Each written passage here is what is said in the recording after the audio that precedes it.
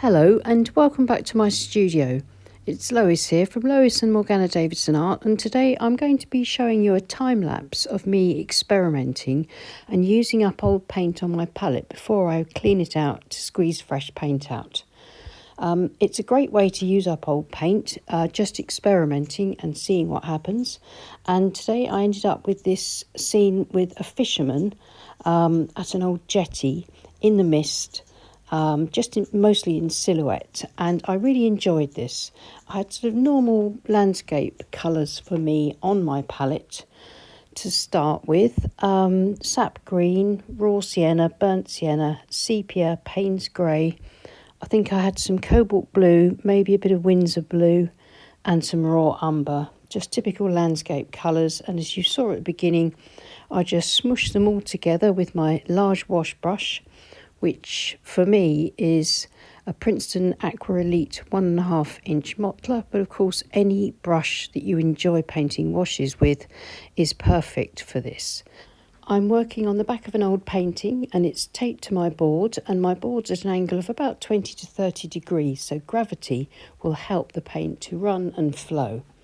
And I'm starting off with the wet in wet method, just using the neutral colour and different sort of shades of that developed when I mixed together what was left on my palette to create sort of misty, murky sea and sky. Excuse me. So I've used horizontal brush strokes and created a graduated wash that's darker at the top and the bottom and lighter in the middle. That will create the light that I want on the water and create the depth and distance that I need there too.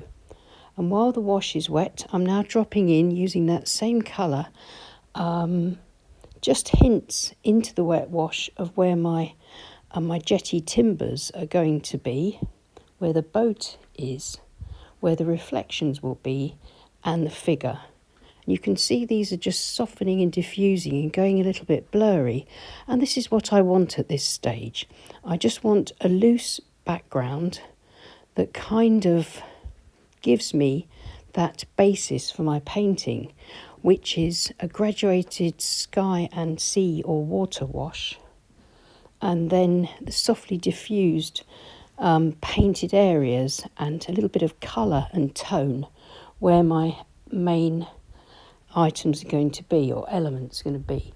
You can see I'm quickly using a clean damp flat brush to lift out the ends of some of those jetty posts that go over the horizon, and this helps to create depth and distance. So I'm lifting out a bit of the damp paint around the boat as well, and that starts off my reflections. Then I left it all to dry completely, and as soon as it was bone dry, then I added a bit of extra Payne's grey and sepia to my palette so I could produce a really nice dark. And now really it's just a matter of going in and painting my scene. And I hope that you noticed that at the beginning of the painting I had a sketch in place, and I can't stress the importance of having that sketch in place right at the start so that you can see the pencil lines faintly through your washes, and so you can follow that as a roadmap and a guide, especially when you're painting something sort of as simple as this, excuse me, that's relying on tonal values and silhouette effects to create just about everything in the painting. So I'm just really following my drawing and following my sketch and using a mixture of positive painting, in other words, painting the shapes that are there, and then a bit later negative painting to paint around some of the shapes to keep some of the lighter areas and to suggest things like the benches inside the boat. Here I'm losing the edge between the bottom of the boat and this deep shadowy reflection, and that is something that will give me this illusion of the bottom of the boat sort of lost in shadow. And with these raggedy edges that I'm creating on either side of the reflection, that gives me the kind of feeling and the look of water. and that will be increased. The reflection, the suggestions of reflections will be increased even more once I get my pilings in, my jetty posts.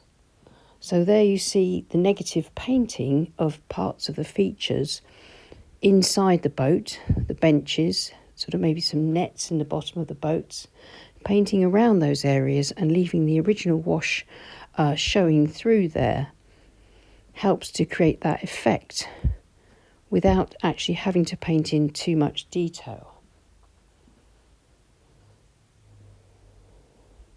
This is my Escoda Perla. It's a really nice brush. It's a size 14, but it's got a great point. It's a synthetic brush, and I find it really works well for painting in this kind of dark.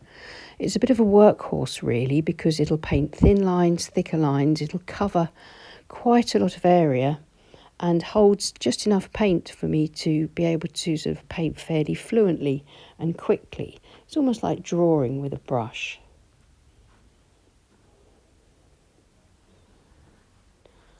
And of course I can still see my pencil sketch through the washes, and those areas where the pilings are have been emphasised by dropping in a little bit of tone while everything was wet, so that I can follow those lines quite easily. And of course where each piling meets the water, I will then bring out a reflection, moving the brush from side to side in a sort of random way, pulling it down in the sort of direction that I want it to go. So I build up this network, this sort of pattern of light and dark that gives me the illusion of my reflections on the water. And now working in my figure, and I can't really see the outline of my figure anymore. I should probably have gone in and penciled it in again. So I'm sort of making this up as I go along, and to be honest, with hindsight, I'm not too happy with the way the figure turned out. But that's not really important. What's important here is that I'm trying to learn how to create this overall loose tonal effect. Simplicity and just very, very loose brushwork and lots of contrast in tonal value, just to get the suggested effects of the deep shadows, the reflections, and the negatively painted features where the original wash shines through. I think if I had one piece of advice to give to people just starting out on their painting journey, or to intermediate painters, it's try to make sure that you experiment and explore far more than you try to produce finished paintings. In other words, don't run before you can walk. I spend so much more of my time experimenting and exploring, and only a little bit of time with finished paintings, and that's usually just because I want to make a demo for the YouTube channel, because I like to produce demos on a regular basis.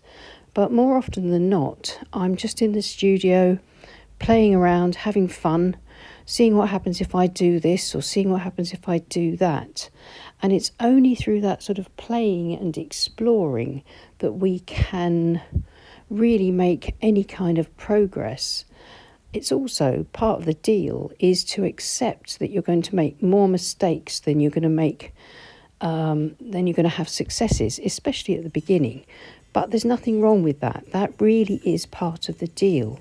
And it's something that we need to go through on a daily basis, because without those mishaps, mistakes, or things that don't go quite right or according to plan, then we're never going to learn, we're never going to progress. And of course, hopefully that's what we all want to do. We all want to sort of progress with our painting, and of course to develop our own unique style. And that often involves following tutorials or watching tutorials, but try not to become too reliant on tutorials, because all you're doing there is painting excuse me, somebody else's ideas. It's really important to begin to paint your own, even if they aren't maybe as complex or advanced as the tutorials that you've been following.